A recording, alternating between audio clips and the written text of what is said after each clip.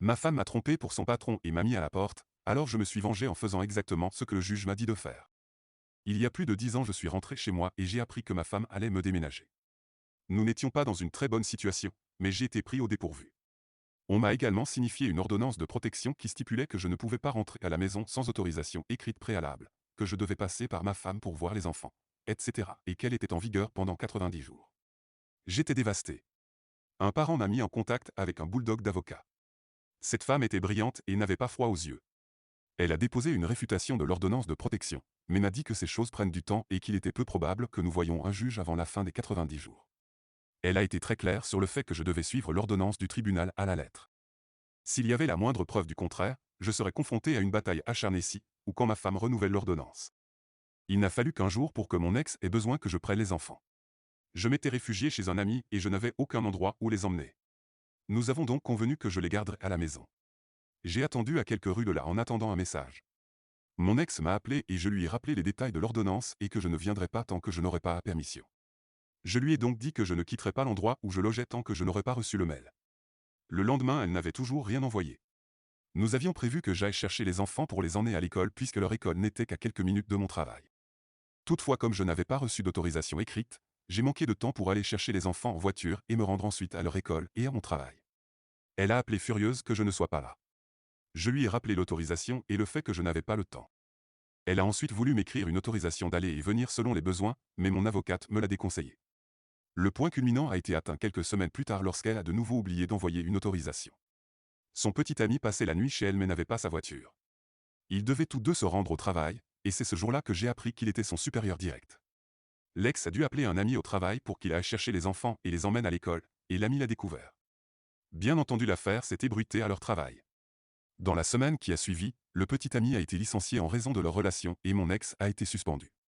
À ce moment-là, j'avais mon propre logement, de sorte que les enfants restaient avec moi la plupart du temps. J'ai appris plus tard que l'ordonnance de protection était une idée du petit ami. Mon ex était très fâché car ça prouvait que je ne représentais pas une menace pour elle ou pour la famille, et le juge a été très dur avec elle à ce sujet lorsque nous avons réglé la question de la pension alimentaire et du droit de visite. Elle a parlé d'aliénation parentale intentionnelle et préjudiciable. Partie 2. On entre dans la deuxième partie de la décennie. J'ai toujours été poli et respectueux avec le petit ami parce qu'il était devenu le beau-père de mes enfants. Mais j'ai juré que si jamais j'en avais l'occasion, je me vengerais. Je pensais que ce serait quelque chose de mesquin, mais il a emballé ma vengeance dans un paquet cadeau et ça fait maintenant presque 3 semaines que je m'en occupe. Mes enfants sont pour la plupart adultes maintenant. Certains sont à l'université, d'autres en première et terminale. Les enfants de l'université vivent avec moi, tandis que ceux du lycée font des allers-retours avec leur mère. Je suis également remarié. Ma femme possède et assure un monospace lorsque nous allons tous ensemble quelque part. Les enfants sont libres de l'utiliser aussi, car un seul d'entre eux a une voiture. Nous n'avons qu'un seul jeu de clés, alors j'y ai placé un AirTag pour pouvoir les localiser. Il y a environ 3 semaines, l'un de mes enfants les plus âgés a pris la camionnette pour la nuit, mais a fini par rester chez sa mère sur le canapé. Le lendemain vers 7 heures du matin, un autre enfant a demandé à utiliser la camionnette. J'ai interrogé l'AirTag et j'ai appris qu'il se trouvait à des heures de route, dans une zone industrielle d'une autre ville. Je l'ai appelé et il était chez sa mère, là où il avait dit qu'il serait. Il ne savait pas que la camionnette avait disparu. J'ai appelé la police et leur ai donné l'emplacement de la camionnette. Au bout de 20 minutes, ils ont arrêté la camionnette et le conducteur a dit qu'il avait la permission de l'utiliser.